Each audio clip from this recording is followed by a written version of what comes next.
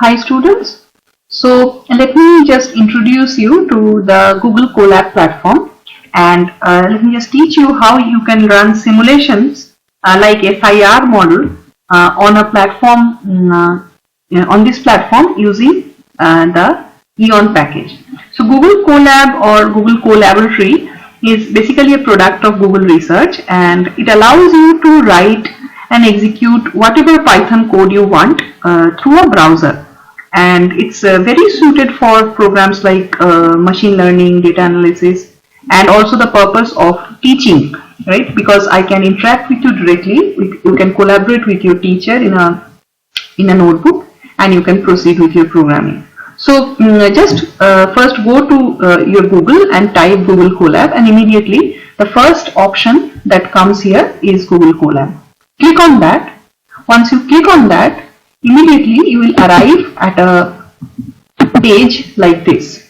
Okay, it will be created with your Google mail ID, and in this page you can see that some files exist. In my case, those will not be there in your case. You will just have this first welcome to Colaboratory, this particular node, and nothing else will be there.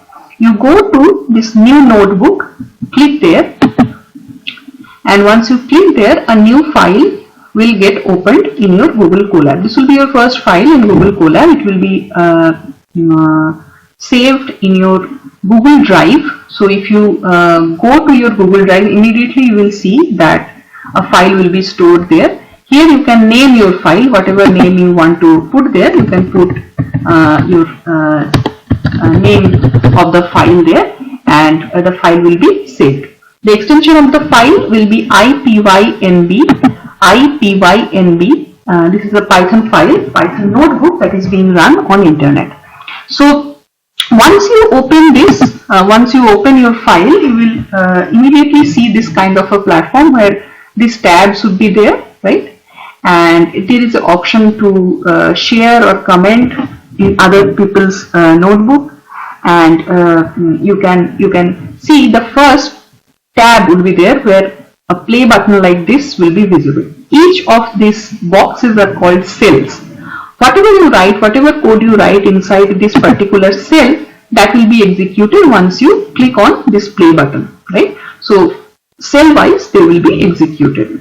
If you want to add a new cell, then you just click here. Once you hover your mouse here a little bit, you will see this particular button arriving, which is called code. You click on it once again, and a second block will be there. If you want to delete it, go on the extreme right side, and you will find the delete cell button. Delete there, and the cell will be gone. So let me just teach you that how you can write the code that will particularly execute your Google your EoN platform. So EoN is epidemic on networks. This is a special package designed to study epidemics on networks. So the first thing you have to do is installation, right? So because you don't have this package yet in your associated with your Colab, so you have to install it, and the command to install that is called pip install. So the first line you write is this. The first line of your code should be pip install EoN, right? So just let me just zoom in a little bit. So this is the line that you write, the first line. You write it in the first cell and you execute it. Immediately as you execute it, you will be able to see that some packages are going to be downloaded, and it installs whatever is required there, right? So you once the cell is run, immediately you will see a tick button arriving here, and immediately you will also see a RAM and disk space allotted to you arriving here. That tells you that what is the RAM and disk space allotted to you currently as you are running the code. So the pip install, once it's done, you will see that this code is completely executed, and final line would be successfully built EoN, successfully installed EoN, right? So that line should come. Once it is done, your EoN package is installed. So now we will move on to the actual code because the package is now installed. So So you start a new code block. You start a new code block, just as I said. You hover your mouse a little bit here, and you will see a code add code cell arriving. You click there, and a new code block will be created. A cell will be created. There you have to write your code. So let me just now focus mainly on what to write in your code. I will share this particular code with you, but you have to understand what each and every line means in this code, right? So in Python, when we use some packages, we import them in our code. So the first few lines are basically importing the tools that I need for execution of this particular program. So you import EoN, obviously that is the package you are using, and the other packages we need are NetworkX. You just copy this part, right? You need this part, you need all these packages, so we copy this and put it in our code, whatever code you are writing for executing EoN. So you will need EoN, you will need NetworkX, that is at the heart, that is running, basically dealing with the networks and all. You copy this line to import the default dict, and then you write import matplotlib.pyplot for plotting, right? We will plot the graphs. We'll see that how the epidemic is evolving. For that we need plot, and you also import random to create your random graph. So these are the modules that you need, the packages that you need. You import them one by one. That is the first part, right? I'm continuing in the same cell, but you can just copy each line or a segment of the code in one cell, and then we move on, introduce a second cell, and there you can paste the rest of it, and there is no problem in that, right? So you can do that. So let us move on in the next line. Here I define n. N is basically the number of nodes in my network. So this you can change. I'm defining n as 10,000 for my particular program that I am running. You can change the number of nodes available in your network.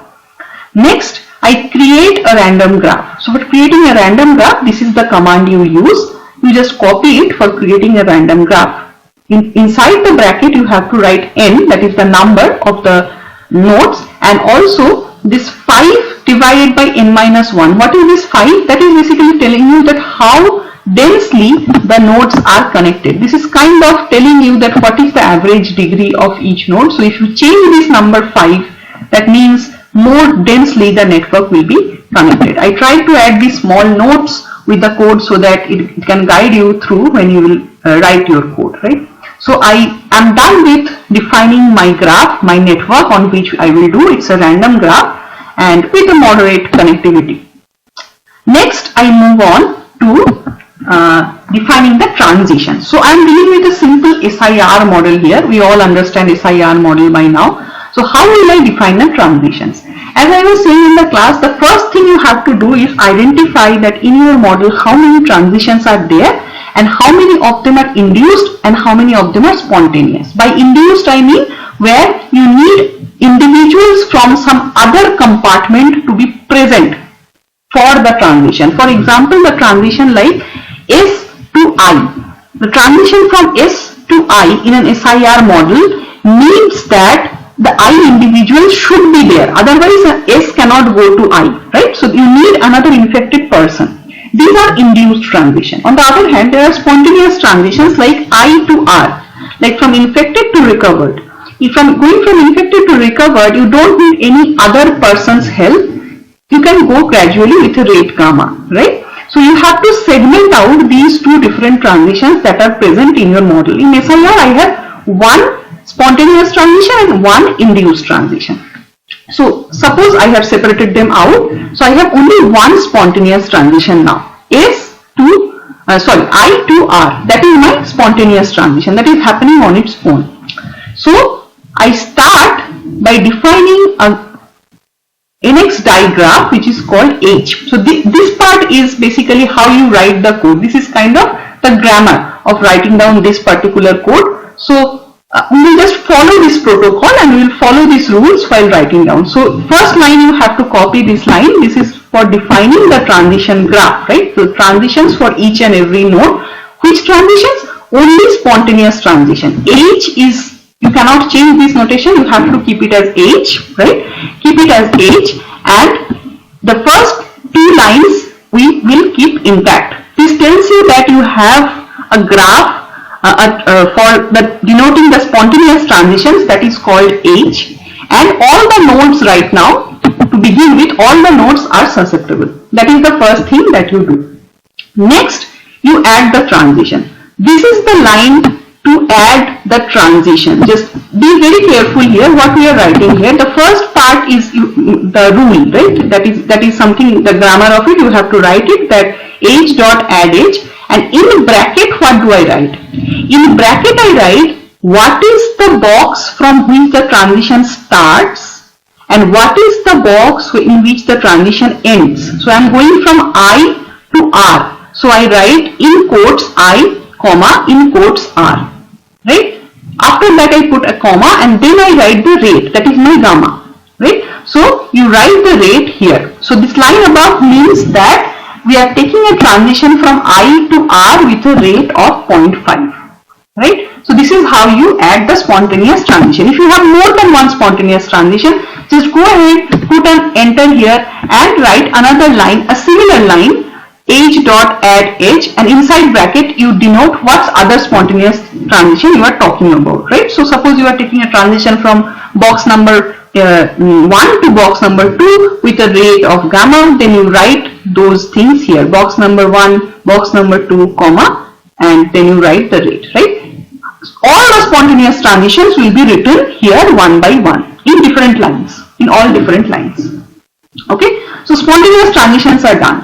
Next, we move on to induced transition. Here in SIR we have only one induced transition, and that is from S to I. So what do I do? Here I start another transition diagram which is called J. J takes into account of all the induced transition. Here also in each and every line you can write more than one induced transition that are present in your model. In our case we have just one. So let us see what I have written here. J dot add H, this is the transition you are adding, and you write, and what do I write? Be very careful here. First you write I, comma, S. So what do I write here? Individual who are inducing, right? I are the people who are inducing. Inducing whom? S. S people, they are inducing, right? So I is inducing S. And what is happening as a result? You start with a pair I, comma, S, and you end up with a pair I, comma, I. So S goes to I, right? So you write in this way, first the inducer, then the induced, and then finally in a separate bracket the new pair that might have emerged due to this meeting, right? Inducer and induced meets, and the pair emerges with a transition. What is the transition? S gets changed to I. Always the inducer will be the first one. Remember that, right? Don't confuse here. The inducer who induces the transition, he will be the first one, and the second one will be the one who changes its state. Here only S changes the state, right? When I and S meet, S changes its state to I with a certain probability.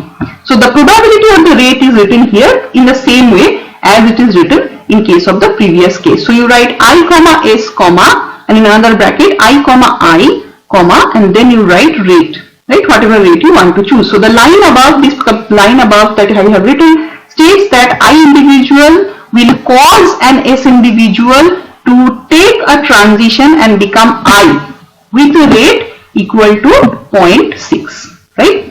I hope it's clear.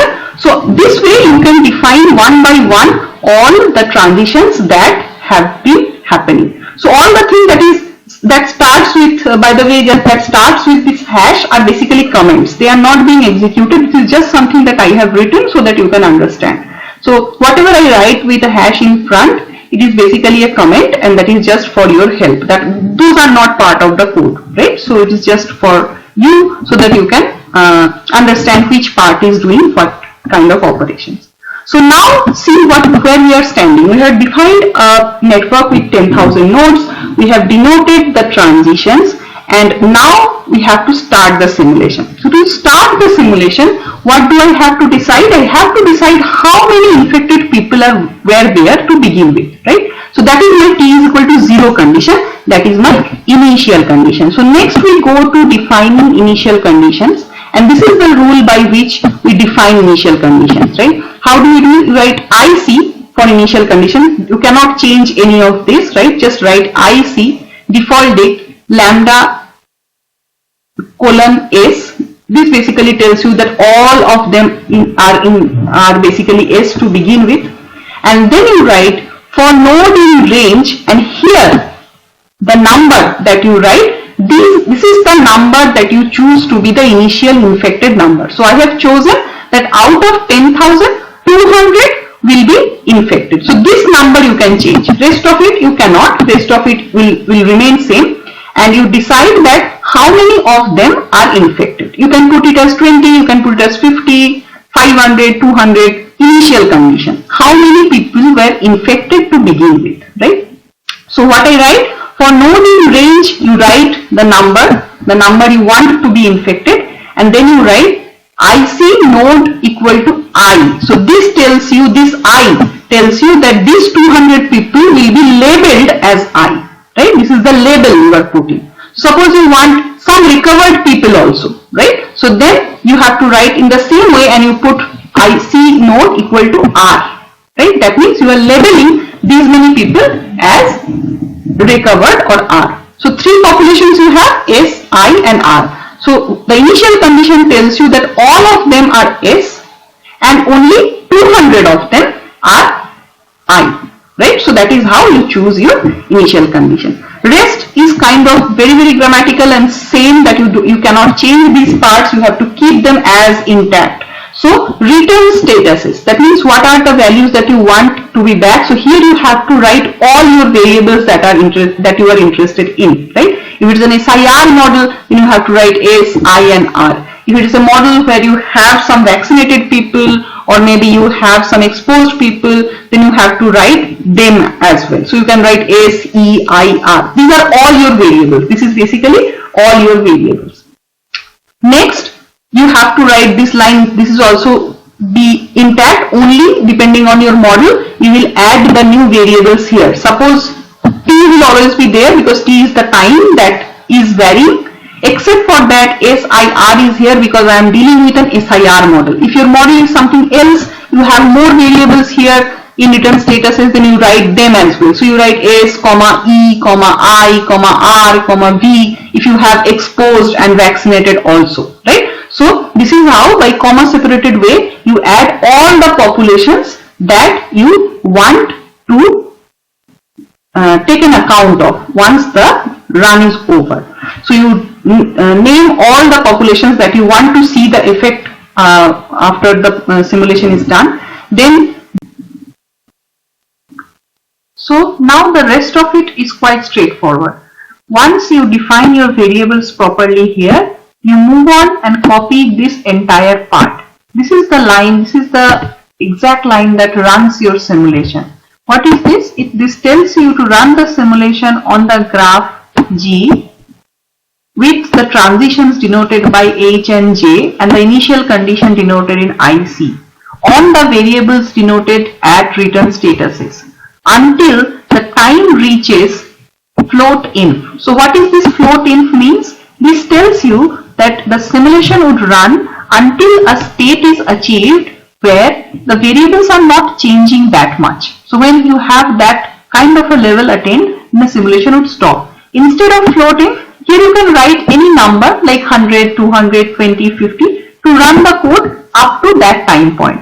But floatinf actually is an automatic saturation detector. When everything would more or less saturate, the running or the simulation would stop and it will show you the results.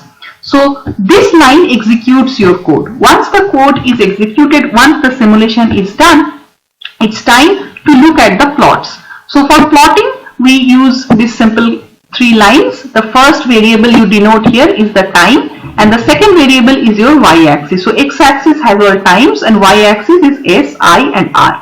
And labels are basically labels that tell you that which graph is susceptible, which graph is infected and which graph is recovered. So if I run this code, this kind of a graph emerges, where on the same graph paper you see three labels plotted. So what you see here, you see that we started with 10,000 susceptible people and their number dropped pretty fast. This is the infected curve here. The labels are written here, right? So the orange curve denotes the infected graph and it is rising and falling as expected, and the recovered graph is the green one. So here all the three are shown together. If you want to see any one of them, then you use the trick of comment, right? So we already learned what comments are. So you can put this hash in front of the particular lines that you don't want to execute and you run your code once again. If you run your code, then you will see that only the particular line that you kept intact, the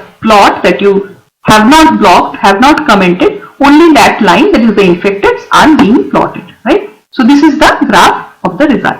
Now you can change the parameters, change the numbers of the nodes in the network, change the rates at which the disease is spreading, and you can play around and see that how the number of infected or susceptible or recovered are being affected as you are changing those parameters. This last line is to save the image as a PNG file. It will be stored inside your Google Drive, right?